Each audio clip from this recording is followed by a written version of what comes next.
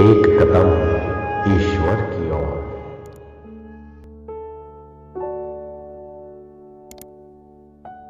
निर्वाण प्रकरण उत्तरार्ध 49वां सर्ग। दृढ़ विवेक ज्ञान संपन्न पुरुषों की जैसी महिमा होती है तथा जैसा उनको संसार भासता है, उन सब का वर्णन। महाराज वशिष्ठ जी ने कहा, हे श्री रामचंद्र जी, जिनका विवेक ज्ञान परिपुष्ट हो गया है, ऐसे वासना रूपी मल का परित्याग कर रहे महात्माओं के अंदर कोई अपूर्व ही महत्ता उत्पन्न होती है। उसी महत्ता का विस्तार पूर्वक वर्णन करते हैं। औदार्य की सर्वश्रेष्ठ अवधिभूत तथा गांभीर्य गुण से अति सुंदर महात्माओं की बुद्धि को 14 भुवन तथा उनके सभी प्राणी एवं वहाँ की सारी संपत्तियाँ भी लुब्ध नहीं कर सकती। यह सारा संसार चित्त की एकमात्र भ्रांति है। ऐसी सज्जनों को दृढ़ प्रतीति हो जाने पर बाहर शब्दादि विषयों के लिए उत्पन्न होने वाला तथा भीतर संकल्प विकल्पादि रूपों से भ्रमण करने वाला, अतएव हृदय के भीतर और बाहर दोनों जगह संचार करने में समर्थ मन सहित इंद्रियों का समूह रूपी एक तरह का मगर तथा उसका मूलभूत अज्ञान एवं वासना, काम कर्म आदि के सब शांत हो जाते हैं। जब तक भ्रांतियों में सत्यत्व का अभिमान रहता है, तभी तक भोगों की वासना की बुद्धि भी रहती है। भ्रांतियों का भ्रांति रूप से स्फुरण होने पर, यानी ये जगत की सारी भ्रांतियां वस्तुतः भ्रांति रूप ही है, ऐसा ज्ञान हो जाने पर तो मूल का उच्छेद हो जाने के कारण उन वासनाओं का भी उच्छेद लोक में प्रसिद्ध ही है। यह दृष्टांत देकर दिखलाते हैं। 2 चंद्रमा के तुल्य, मृग तृष्णा के जल के समान तथा आकाश में केशण रख के सदृश जगत की भ्रांति वस्तुतः भ्रांति है। ऐसा तत्वबोध द्वारा स्फुरित हो जाने पर तत्वज्ञानी पुरुष को वासना की प्रतीति भला कहाँ से हो सकती है। वासना की प्रतीति अर्थात वृत्ति का नाश होने पर शून्य चिदाकाश ही शेष रह जाता है, और वह वासना की शून्यावस्था भी मन के न रहने पर ही सिद्ध होती है। अतः वासना शून्य मन रहित जो अवस्था सप्तम भूमिका में विवेकी पुरुष से प्राप्त है, उसका भला त्याग कैसे किया जा सकता है। इसके त्याग में कोई हेतु नहीं दिखता, यह भाव है। जागृत, स्वप्न और सुषुप्ति, ये जो 3 अवस्थाएं हैं, ये तो सभी को भली भांति ज्ञात है, परंतु इन तीनों से शून्य जो चौथी अवस्था है, वह तो दर्शन आदि व्यवहारों के मूल का बाध हो जाने पर सांसारिक पदार्थों को न देखती हुई भी एकमात्र जीवन के हेतुभूत प्रारब्ध के शेष रह जाने से देखती हुई सी अन्य की दृष्टि में अवभासती है। तत्वज्ञानियों की दृष्टि में तो वह परमावस्था ही कहलाती है। सप्तम भूमिका में स्थित तत्वज्ञानियों की दृष्टि में यह जगत व्युत्थान काल में भी नहीं भासता, और न आत्मा न धन तथा पृथ्वी आदि से घटित कोई पदार्थ ही भासता है, बल्कि विचित्र तरह का एक रत्नों का किरण जाल सा निबिड़ित प्रभापुंज सा आभास मात्र भासता है। तत्वज्ञानी महानुभावों की दृष्टि में यह सारा जगत रूपों का आलोक मात्र, आकाश में विचित्र मणि समूह के किरण जाल सा उत्थित एकमात्र शून्य स्वरूप ही स्थित है। इस संसार में न तो ये सब नाना प्रकार के जीव सत्य है, न यह जगत रूप सत्य है, और न कहीं शून्यता ही है, किंतु ब्रह्म नामक रत्नेश का प्रभाजाल ही सर्वत्र प्रसारित है। उसी का चारों ओर विलास हो रहा है। चूंकि अनेकता नहीं है, अतः ब्रह्म की सृष्टियां भी नहीं हैं। चूंकि विनाशिता नहीं है, अतः प्रलय भी नहीं है, किंतु मूर्ति शून्य कल्पना रूपी अनेक सूर्यों की ही किरणें एकत्रित होकर यहाँ भासित हो रही है। मनोराज्य आदि में संकल्प कल्पित मूर्ताकार पदार्थों की तो शून्यता ही प्रसिद्ध है, पिंड रूप से उनका ग्रहण प्रसिद्ध नहीं है, यह कहते हैं। सच पूछिए तो इस प्रकार कल्पना ही मूर्तिमान जगत रूप से भासती है। वास्तव में यहाँ घनीभूत कोई पिंड ग्रहण नहीं है, क्योंकि जैसे आकाश में एकमात्र शून्यता अवगत होती है, वैसे ही संकल्प कल्पित मनोराज्य आदि में एकमात्र शून्यता ही अवगत होती है। शून्यता प्रसाधन का फल कहते हैं। अवस्तुभूत उस शून्यता में विवेकी पुरुष को अहमता, ममता, राग, द्वेष आदि भावों का बंधन भला कैसे हो, क्योंकि भविष्यत आकाश रूपी वृक्ष में किस पक्षी ने विश्रांति प्राप्त की है। इस तरह संसार में पिंडत्वादि का खंडन हो जाने पर सार रूप से सन्मात्र ही शेष रह जाता है। यह कहते हैं इन सांसारिक जीवों की कोई पिंडता नहीं है, वस्तुतः कोई मूर्ति नहीं है और न शून्यता ही विद्यमान है। यही कारण है कि चित्त भी अस्त हो चुका है और एकमात्र सद्रूप ही शेष रह गया है। उसका किसी तरह अपलाप नहीं हो सकता, वह सदा स्थित है। यही कारण है कि तत्वज्ञानी पुरुष जागृत अवस्था में भी सुषुप्ति में ही स्थित रहता है, क्योंकि उस समय भी उसे भासित हो रहे पदार्थों की अनेकता सन्मात्र आत्मा में ही लीन हुई रहती है।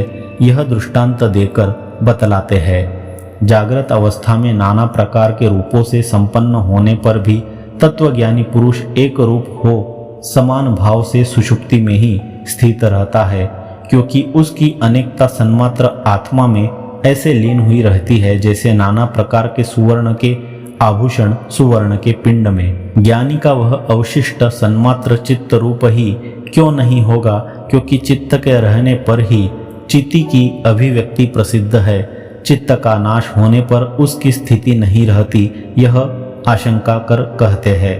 यदि अन्यथा स्वभाव जाड्य में स्थित ज्ञानी का अहंकार सहित सारा विश्व और चित्त विलीन हो जाता, तब तो वह ज्ञानी जड़ सन्मात्र रूप से अवशिष्ट रह जाता, किंतु यह बात नहीं है।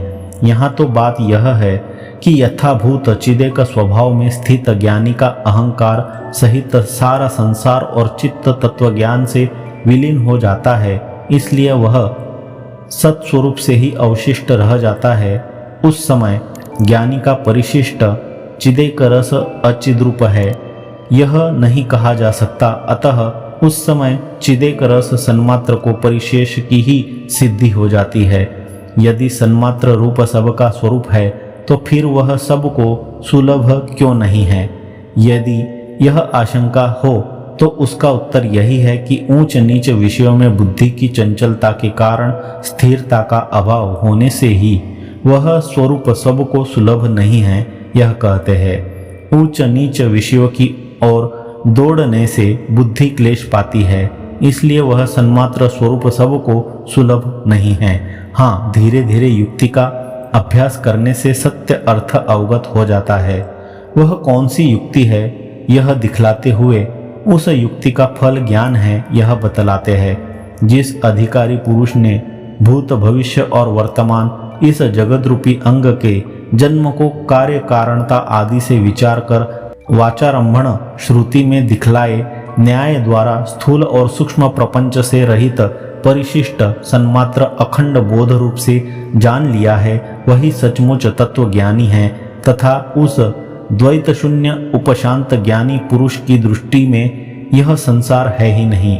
सभी उपदेशों का जो तत्त असंभावनांश के व्यावर्तक है, उस तरह के अनुभव में ही पर्यवसान है। यह कहते हैं, हे श्री रामचंद्र जी, पूर्वोक्त ये सभी मेरे विशेष रूप से उपदेश साधु पुरुषों की कथा की तरह ज्ञानी के अनुभव में स्वतः आ जाते हैं। दूसरी युक्ति बतलाते हैं, 4 तरह के प्राणी समूहों तथा पृथ्वी आदि महाभूतों का एक एक अवयव तथा एक एक गुण से विवेचन करके देखने पर इन दृश्य पदार्थों की परमाणु भाव में विश्रांति न होने से इन सभी जीवों में न तो पिंडता है और न प्रत्यक्षादि के असंभाव से शून्यता ही है, अर्थात न तो इन सब जीवों की कोई मूर्ति है और न ये सब शून्य रूप ही है। इन दोनों के न रहने से संपूर्ण विकल्पों का नाश हो जाने के कारण विकल्पों के अधीन स्थिति वाला मन भी नहीं है, इसलिए निर्विकल्प सन्मात्र रूप स्फुरण ही अवशेष है। हे श्री रामचंद्र जी, वही आपका पारमार्थिक रूप है और वही आपकी अंतिम स्थिति है। अन्य युक्ति बतलाते हैं। इस प्रत्यगात्मा का अर्थात साक्षी चेतन का विषयों की ओर उन्मुख होना ही संसार रूप से बोध है। यह अनर्थ के लिए ही उदित होता है, कल्याण के लिए उदित नहीं होता। यह अनर्थ के लिए कैसे उदित होता है, यह कहते हैं। संसार रूप से उदित हुआ वह बोध बाह्य रूपता को प्राप्त करता है और बाद में स्वयं संवेदन के कारण वह साकार पिंड रूपता को ऐसे प्राप्त हो जाता है जैसे जड़ता के कारण जल ही जम करके पत्थर रूपता को प्राप्त हो जाता है। वह चिदात्मा ही अपने स्वरूप के ज्ञान से स्वप्न काल के पदार्थों के समान पिंड रूपता को यानी पदार्थों के मूर्तिमान आकार को धारण करता है तथा उसके ग्राहक रूप से चित्त बनकर फिर शरीर धारण कर लेता है। इस तरह के हजारों विवर्तों से भी चिति में अणुमात्र भी विकार नहीं आता, क्योंकि वे सभी नाम मात्र के ही रहते हैं। यह कहते हैं, हे श्री रामचंद्र जी, इन सभी अवस्थाओं में चिदात्मा अपने स्वरूप से अन्य भाव को तनिक भी प्राप्त नहीं होता। शब्द मात्र की केवल कल्पना से ही भेद ही कल्पना की गई है। स्वप्न में मन से पदार्थों का अवलोकन होने पर मन के ही बाहर भीतर सर्वत्र विद्यमान रहने से एकमात्र मन ही जैसा विकृत रूप से भासता है, वैसा विकृत रूप से यह बोधात्मा अर्थ दृष्टियों से बाहर भीतर भासमान होने पर नहीं भासता। आत्मा विकृत क्यों नहीं होता, इस पर कहते हैं, आकाश के सदृश होने से चिदात्मा भी आकाश और काल के समान अविकृत ही रहता है तथा उसका शरीर भी काल और आकाश रूप ही है। सभी पदार्थ चिदाकाश स्वरूप है। वह चिदाकाश स्वप्न के समान अर्थाकार से परिणत नहीं होता। जड़ स्वरूप बाह्य पदार्थों के आकार से चिति भले ही विकृत न हो सके, किंतु जड़ का तो विकार हो सकता है।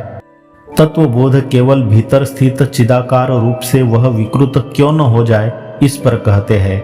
जैसे जड़ बाह्य पदार्थों के आकार से चिति विकृत नहीं हो सकती, वैसे ही जड़ बाह्य पदार्थता भी तत्वबोधवश भीतर स्थित चिदाकार रूप से विकृत नहीं हो सकती, क्योंकि सर्वथा असदृश जड़ पदार्थ कहीं भी बोध रूप नहीं हो सकता।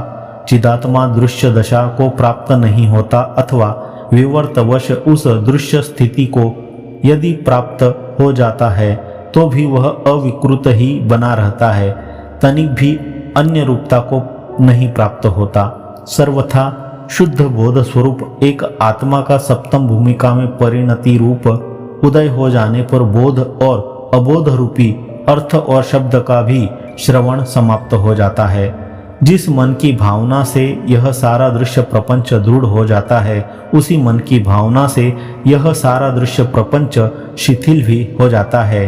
यह कहते हैं, मन की दृढ़ भावना से ही चित्त स्वरूप सूक्ष्म शरीरों की स्थूल दशा प्राप्त हो जाती है, यानी दृढ़ भावना से ही चित्त रूप लिंग शरीरों में आदि भौतिक रूपता का बोध होता है। आकाश के सदृश विशद इन सूक्ष्म चित्तों के द्वारा यह मिथ्या आदि भौतिक रूपता ऐसे भावित हुई है जैसे कि पिशाच वेश का अभिनय करने के लिए नटों द्वारा मिथ्या पिशाच रूपता भावित होती है। तात्पर्य यह कि पिशाच वेश का अभिनय करने के लिए जैसे मिथ्या पिशाच वेश को नट धारण करते हैं, वैसे ही इन चित्तों ने यह मिथ्या भौतिक रूप धारण किया है। अभ्रमता के अभ्यास से यानी सत्य स्वरूप के अभ्यास से भली भांति स्वरूपतः ज्ञात हुई यह सांसारिक भ्रांति ऐसे शांत हो जाती है जैसे कि मैं उन्मत्त नहीं हूँ। इस दृढ़ ज्ञान से उन्मत्त पुरुष की निसंदेह उन्मत्तता शांत हो जाती है। भ्रांति का परिज्ञान होने से वासना स्वयं निवृत्त हो जाती है। ठीक ही है, स्वप्न का स्वप्न रूप से ज्ञान हो जाने पर भला किस पुरुष को स्वाप्निक पदार्थों में सत्यत्व की वासना हो सकती है। एकमात्र वासना के क्षय से ही यह संसार उपशांत हो जाता है। यह वासना ही महायक्षिणी है। विवेकी महानुभाव लोग इसके नाश में लगे हुए रहते हैं। पुरुषों के अभ्यास से अज्ञान प्रयुक्त उन्मत्तता जैसे उत्पन्न हुई रहती है, वैसे ही ज्ञान हो जाने पर अपने उस ज्ञान के अभ्यास से धीरे धीरे समय पाकर वह नष्ट भी हो जाती है। जैसे भावना के बल से यह सूक्ष्म शरीर स्थूल रूपता को प्राप्त होता है, वैसे ही विवेकी पुरुष अभ्यास द्वारा दृढ़ की गई स्थिति के प्रसाद से इस सूक्ष्म शरीर को ब्रह्म हम भाव की एकमात्र वासना में पहुंचा देते हैं तथा इस सूक्ष्म शरीर को भी ब्रह्म हम भाव की एकमात्र वासना में ले जा करके वहां से जीव रूपता को प्राप्त करा देते हैं और फिर उस जीव को भी अपने दृढ़ बोध के अभ्यास से ब्रह्म स्वरूप में पहुंचा देते हैं। ज्ञानी महानुभाव लोग कैसे इस सूक्ष्म शरीर को जीव रूपता तथा ब्रह्म रूपता प्राप्त करा देते हैं, यह कहते हैं। उत्पन्न हुए बाह्य तथा आध्यात्मिक भावों के प्रति जो आत्मा का अतिवहन करता है, उस वासना समूह का नाम अतिवाह है तथा उससे उत्पन्न हुआ जो लिंग शरीर है उसको आतिवाहिक कहते हैं। समस्त भाव पदार्थों के प्रथम विकार का नाम उत्पत्ति है। वह यदि विचार के बाद कुटस्थ बोध मात्र स्वरूपिणी ज्ञात हो जाए तो फिर वह सूक्ष्म शरीर विषयक बुद्धि कैसी है, यह भी ठीक ठीक ज्ञान हो जाए।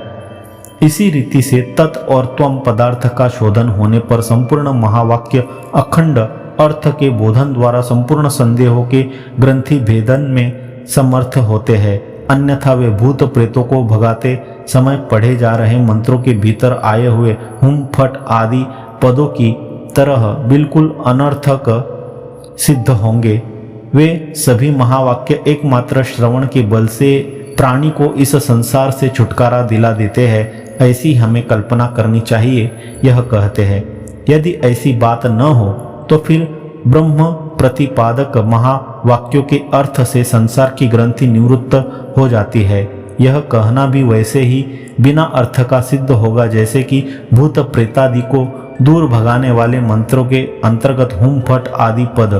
तत्पदार्थ के शोधन के लिए पहले वाचारंभण न्याय से जगत तथा इसके कारणभूत ईश्वर के स्वरूप की एकता जान करके उसके बाद त्वम पदार्थ के शोधन के लिए स पर्यगाच्छु क्रम कायम व्रणम इस श्रुति द्वारा दिखलाए गए मार्ग से प्रत्येक चैतन्य को भी असंग अद्वय समझना चाहिए। कब तक इन दोनों पदार्थों के शोधन में मनुष्य को लगे रहना चाहिए, इस पर कहते हैं।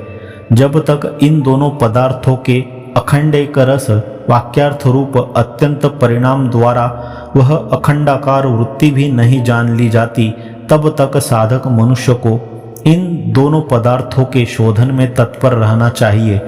बाह्य तथा अभ्यंतर चित्त के बिल्कुल शांत हो जाने पर अपनी चित्त स्वभावता प्रकाशित होती है। इसलिए हे श्री रामचंद्र जी, प्रत्येक पुरुष को चाहिए कि वह आकाश की नाई पूर्ण स्वच्छ तथा शीतल उसी चित्त स्वभावता का आश्रय कर शांत होवे। वही मुख्य विश्वजीत नामक ज्ञान यज्ञ है। यह कहते हैं, ज्ञानी पुरुष ज्ञान रूपी यज्ञशाला में उपस्थित होकर ध्यान रूपी अत्यंत दृढ़ और लंबे यज्ञ स्तंभ को नीचे दूर तक जमीन खोद कर गाड़ता है तथा सारे संसार को जीत कर सर्व त्याग रूप मुख्य दक्षिणा दे करके सबसे उत्कृष्ट बनकर विराजता है। उसके सर्वोत्कर्ष का समस्त विपत्तियों में अकंपित रूप से पहले वर्णन करते हैं। चाहे भले ही अंगारों की वृष्टि हो, प्रलय काल की वायु बहे या यह भूतल आकाश में उड़कर चला जाए, किंतु हे श्री रामचंद्र जी, ज्ञानी पुरुष अपने स्वरूप में ही समरूप से स्थित रहता है। वज्र की तरह दृढ़ वैराग्य एवं शांति सुखोत्कर्ष की स्थिरता से भी उसका वर्णन करते हैं। पूर्ण वैराग्य से सर्वथा शांत मन तथा पूर्ण निरोध को प्राप्त पुरुष की वज्र तुल्य दृढ़ समाधि के अतिरिक्त कोई दूसरी स्थिति नहीं उपपन्न होती। शांति आदि साधनों में वैराग्य को ही सर्वोत्कृष्ट साधन बतलाते हैं। बाह्य पदार्थों से वैराग्य होने पर जैसा मन पूर्ण रूप से शांत होता है, वैसा वह शास्त्रों के विचार उपदेश तप या इंद्रियों के निग्रह से भी नहीं होता। सारी संपत्तियां आपत्ति रूप है। इस तरह की भावना से मन रूपी महातृष्णा के बीच में सर्वत्याग रूप पवन से विबोधित सब पदार्थों से उत्पन्न वैराग्य रूपी अग्नि परम ब्रह्म साक्षात्कार ज्वाला रूप से प्रज्वलित होकर बाहर और भीतर सर्वत्र प्रसिद्ध जो मोहांधकार तथा मोहांधकार प्रयुक्त जो चोर यक्ष आदि की कल्पना के तुल्य ब्रह्मांड का भूत भौतिक मूर्त रूपी पिंड है, यानी ब्रह्मांड का साकार ज्ञान है, एवं चक्षु आदि इंद्रियों से रूप रस आदि पदार्थों का जो अनुभव है, वहाँ सब चिदात्मा ही है।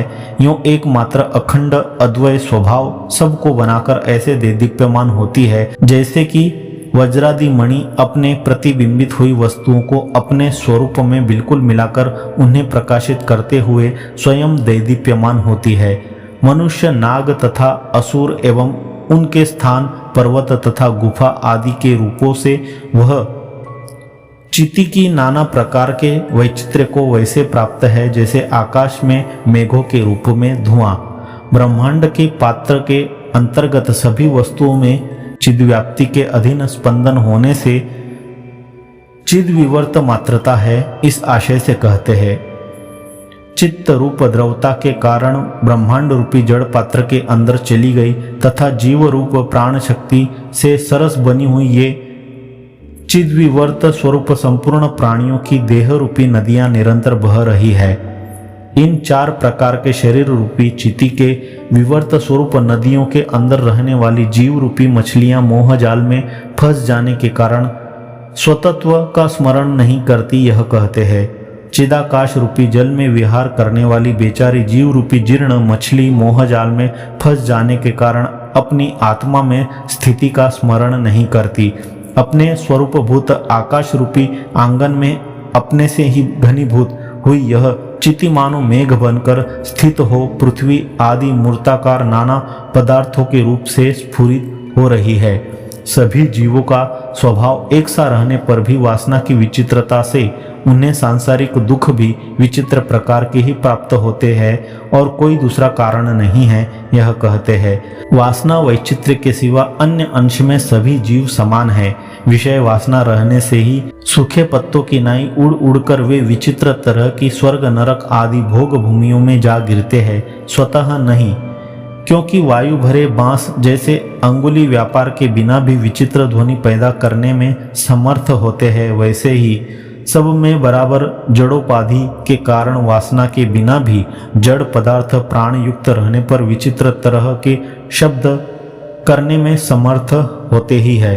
इसलिए वज्रतुल्य वासना रूपी पिंजड़े को तोड़ देने के लिए मनुष्य को आलस्य शून्य होकर अपने पौरुष प्रयत्नों को बढ़ाना चाहिए।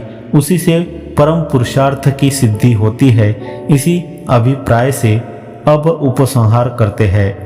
इसलिए हे श्री रामचंद्र जी, सर्वप्रथम अपने पौरुष बल का यानी श्रवण मनन आदि रूप साधन चतुष्टय का संपादन कर तदनंतर ध्यान में विघ्न स्वरूप तंद्रा को आसन प्राणायाम आदि के अभ्यास द्वारा जीतकर संप्रज्ञात समाधि से उठ करके निर्विकल्प असंप्रज्ञात समाधि में प्रवेश के बाद अपने पूर्व जन्म के संचित वासना समूहभूत संसार पाश रूपी मजबूत पिंजड़े को तत्व साक्षात्कार द्वारा शीघ्र ही तोड़कर चारों ओर से पूर्णानंदैक रस ब्रह्म रूप से आपको उदित होना चाहिए।